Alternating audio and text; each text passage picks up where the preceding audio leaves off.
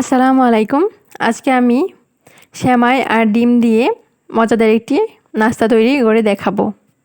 এর জন্য প্রথমে আমি একটি বাটিতে নিয়ে নিলাম 1 কাপ পরিমাণ সেমাই।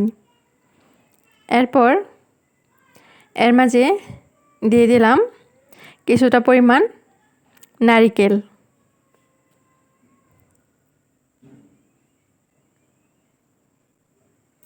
নারিকেলটা হয়ে গেলে এর মাঝে আমি একটি ডিম ভেঙে দিলাম।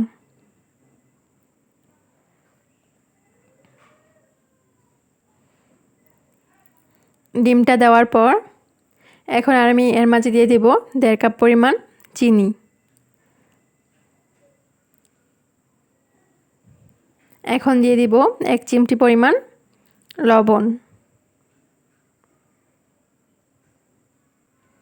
লবণটা দেওয়ার পর এখন ভালো করে হাত দিয়ে মাখিয়ে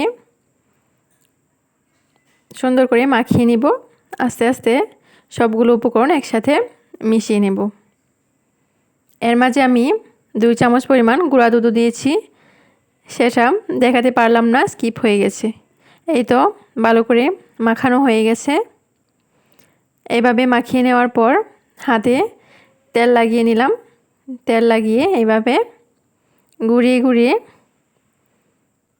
লম্বাটে একটা শেপ দিয়ে দিলাম। আপনারা চাইলে আপনাদের ইচ্ছে মতো যে কোনো রকমের সাইজ করে নিতে পারবেন।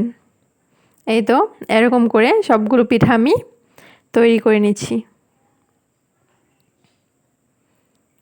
এটা বানানো খুব সহজ আর খেতেও দারুণ হয়। ঝটপট বিকেলের নাস্তার জন্য খুবই সহজ একটা রেসিপি। এই তো এইভাবে সবগুলো পিঠা বানিয়ে নিচ্ছি।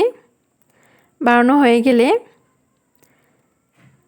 একটি কড়াইতে তেল বসিয়ে দিলাম। তেলটা অল্প একটু গরম হওয়ার পর একে একে সবগুলো পিঠা এর মাঝে দিয়ে দেব। পিঠাগুলো দিয়ে অল্প আছে ভেজে নেব এই পিঠাগুলো তেলের মাঝে। কিছুক্ষণ ভাজা হয়ে গেলে এপাশ ওপাশ উল্টিয়ে পাল্টিয়ে দেব। আশা করি আপনাদের কাছে আমার এই রেসিপিটি ভালো লেগেছে। আর ভালো লাগলে অবশ্যই আমার চ্যানেলটি সাবস্ক্রাইব করে দিবেন। আর লাইক শেয়ার কমেন্টস করতে ভুলবেন না।